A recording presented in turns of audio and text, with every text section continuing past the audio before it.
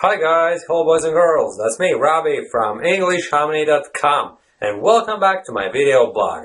And in today's video, we're going to look at the following English collocation, the worst case scenario. What's a collocation, you may wonder? Well, it's simply a word combination. Basically, words that go together in natural and fluent English are called collocations. That's the industry-specific term, but you may as well just refer to them as word combinations. Simple as that. So, how to use a word combination? The worst case scenario? Just bear with me for a couple of minutes, and everything is going to be clear to you when you finish watching this video.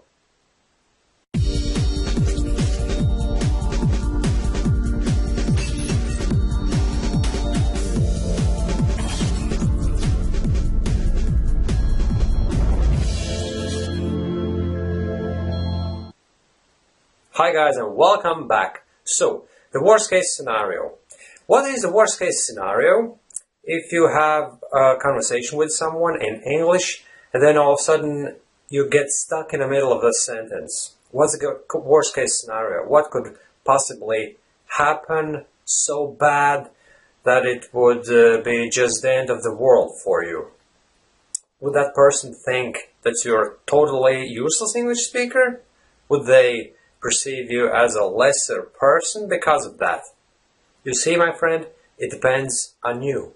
It's all down to how you feel about it. If you get stuck in the middle of a sentence and just go on speaking as if it never happened, basically you just brush it off and you pretend it didn't even happen. Basically, you don't allow that fact to get under your skin.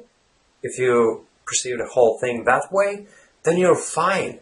Then the worst case scenario is basically there is no worst case scenario. Nothing bad happens. But if you get really confused about that, you get ashamed and embarrassed, and you allow that condition to worsen, to deteriorate, then you'll start making even more and more mistakes.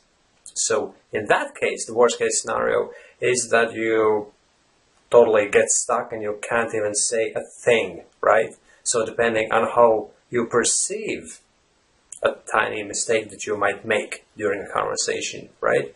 The worst case scenario is either you get completely stuck and can't continue speaking with that person, or if you perceive it as a no big deal, then there is no worst case scenario, right? So this was the first sample sentence on how to use this collocation, the worst case scenario. Basically, when you tell someone what could be the worst thing that happens, right? That's what worst case scenario means. And in case you wonder why scenario, does it have to do anything with film production and screenplay writing? Well, I'm not really sure. Maybe this phrase, this expression originates in that, but we needn't be too worried about that. It doesn't matter where this particular expression originates. The only thing that you should care about is the fact that you can actually use this word combination in your conversations, the worst case scenario. And here's another example on how to use this phrase. Let's say you're discussing something with a work colleague of yours or with a number of colleagues during a meeting, for instance, and you're trying to find out the best solution to a problem, right? So basically, where there's a problem, there's a possible worst case scenario and scenario that plays out in your favor. So whenever you're brainstorming something, basically coming up with solutions to that problem, you definitely need to look at the very worst thing that happens, that could possibly happen, right? So that's when this phrase comes in handy. You refer to your work colleagues and tell them, listen guys, we have to look at the very worst case scenario and then see what happens then. And basically, the whole solution to the problem needs to be geared towards the worst case scenario. And if nothing really bad happens then, right? In reality, the worst case scenario almost never takes place. It's just a theoretical assumption because we have to prepare for the worst but expect the best, as the old adage goes, right? So on 99% of occasions, nothing bad is going to happen, and our solution to the problem is going to be just fine. But if the worst case scenario were to take place, right, we will be prepared for that, because we will have discussed this worst case scenario in the meeting, and we'll have all the necessary precautions taken to prevent the very, very worst consequences if the worst case scenario were to happen indeed, right? So this is the second kind of situation you may find yourself in, and use this particular phrase, worst case scenario. And let me brainstorm the third kind of situation, worst case scenario. Here it is, my friends. Whenever you have some issue of psychological nature, right? You're afraid of something, for argument's sake.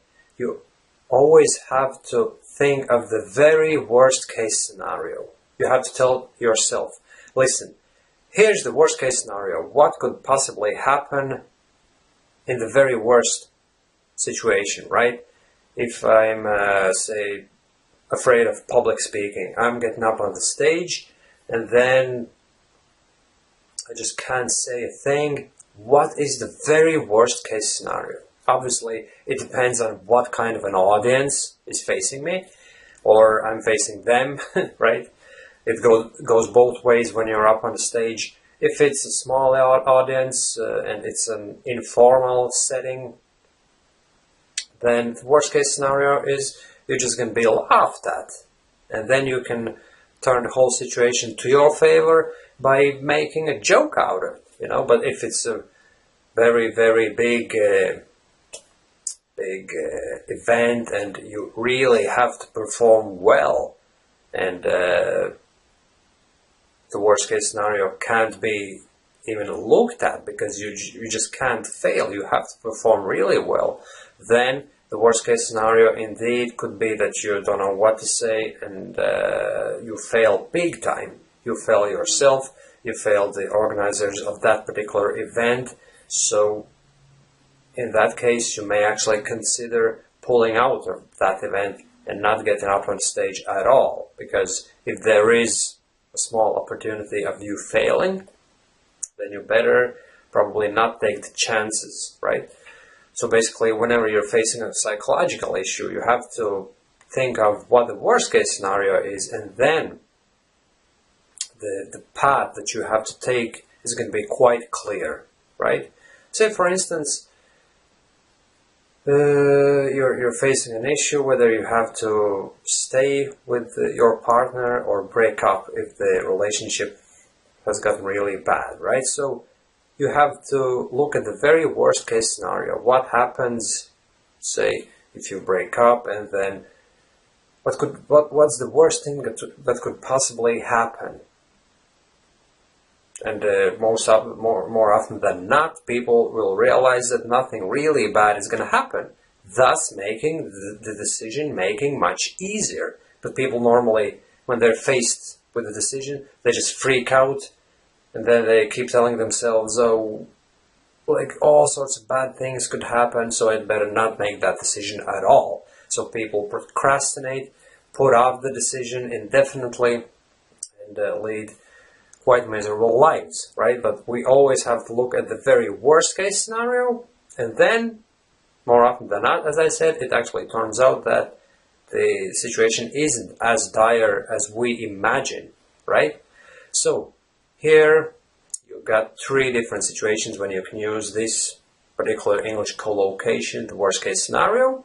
But if you're really interested in how you can improve your English fluency, and how you can use such and similar idiomatic expressions in your speech, thus making the whole English communication thing much, much easier, you're welcome to check out the English Harmony system by following this link, and you'll realize that I've prepared a really great software package for you, my friends, and the road to English fluency is much easier than you ever thought possible, right? Okay, thanks for watching this video, and talk to you soon again. Bye-bye.